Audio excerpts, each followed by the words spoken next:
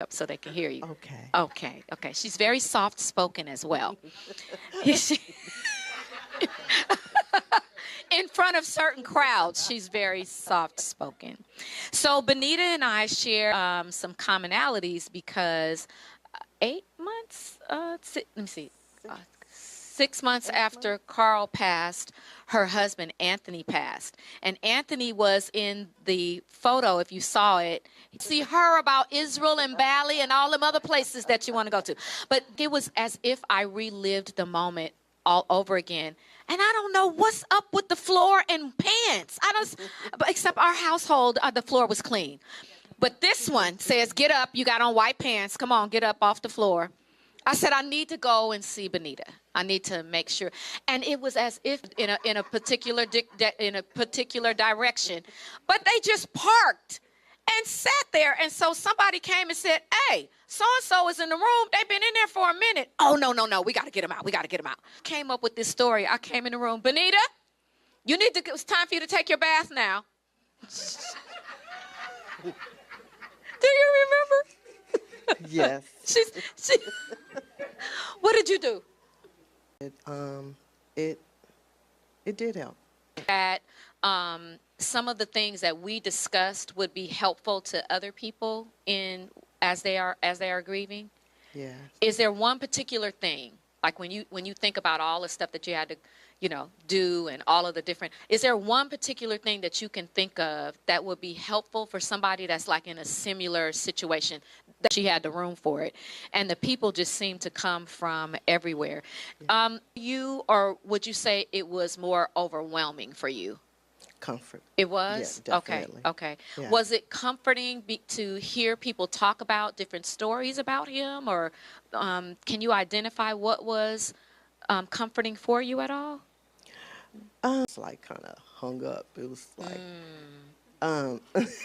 it's like, but other than that, everybody was very nice. And I have to say, like how you were saying, the people around you, like as Ravonda will say, your front row, it made it much easier to deal with a sudden death like that. Yeah. And Benita is fortunate to have a front row and then another, because I got Dion and Sabrina and the other folks. I was just like, okay. I didn't have the capacity really to make decisions. I could write a check or I could put my card up, but to think through, we need to do this. We did, it's too late. I can't clean it up. It is what it is. I was concerned about what she thought, and I was concerned about what one of the other ones. I'm not going to tell you. That's all that mattered to me, because those are Carl's daughters.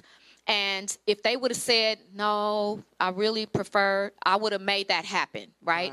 But Carl told me, I probably had the same kind of conversations about what happens if I die or this, that, and the other. Carl told me, if I get out, and they both told me, absolutely not, because we're never going up there. For them, he wasn't there. Right. And that's why we had the little cremation, the locket, ashes in it. And it was fine with me, whichever way they wanted to do it. But that was just my confirmation of what I wanted to do. Gotcha. So I know that Benita's probably sitting on pins and needles, so I promised her that I wasn't going to keep her up here really, really long. But I think the takeaway is because there's no way to satisfy everybody. Right. I had one set of relatives who wanted this, another set of relatives who wanted that. And, y'all got some money? Right.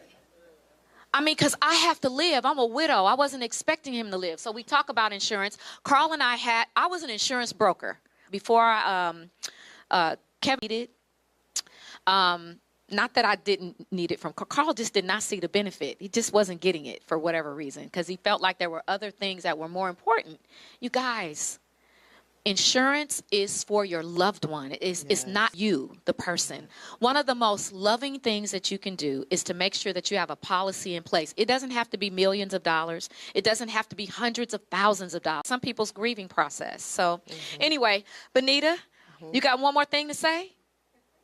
I don't think so. Okay, all right. Well, thank you for sitting with me and You're chatting welcome. with me. Lonnie, would you escort Benita down? Would you help her down?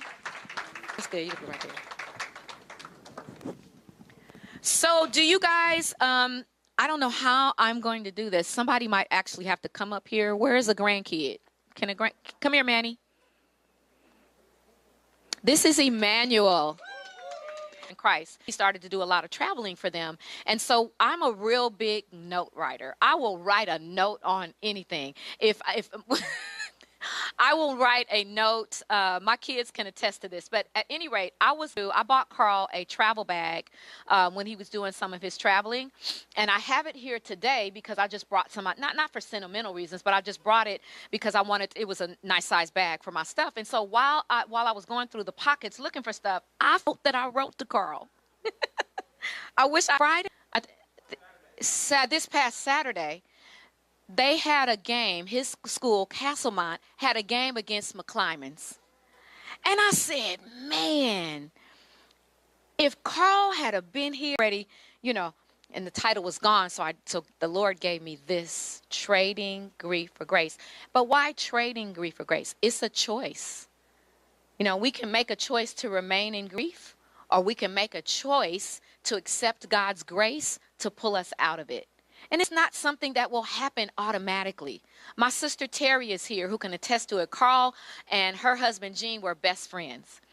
And Gene passed, I think, a year before Carl. Yeah, and then it was till death do us part. That's where I'm going to start. And it's page 33. 33. You getting tired? Oh, okay. Thank you, Art.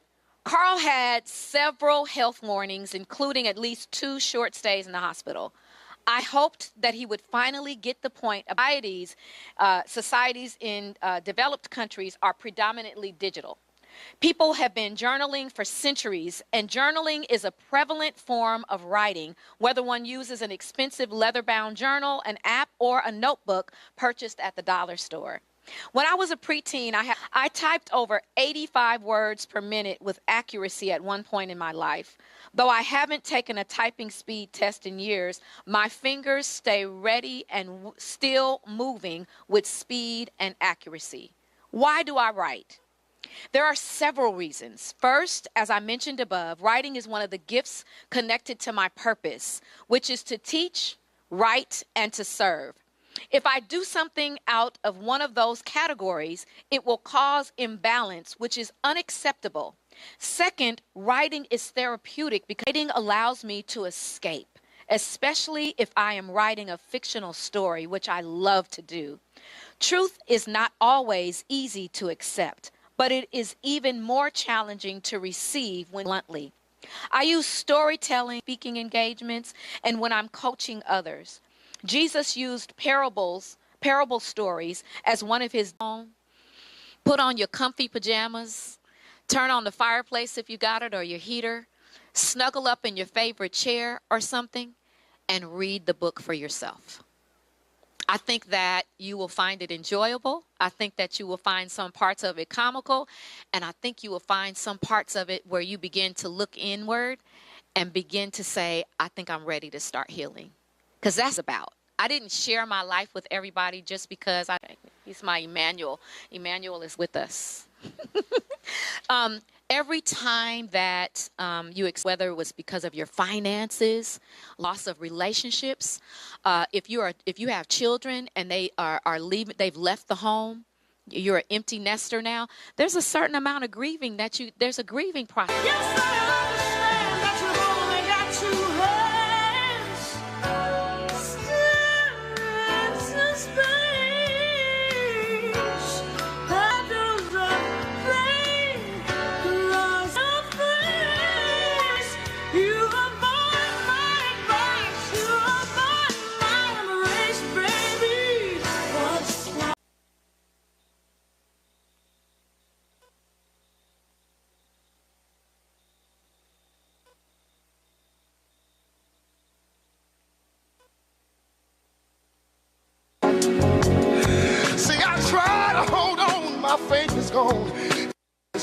brother says.